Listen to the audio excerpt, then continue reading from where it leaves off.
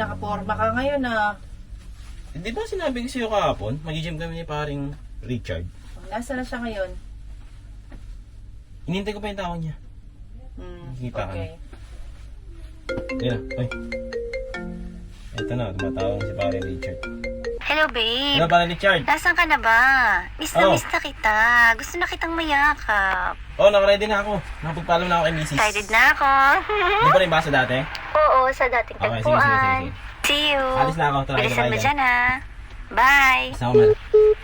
Oy, may nakalimutan ka. Kiss. Alis na ako ha. Meron ka pang nakalimutan. Ano naman yan?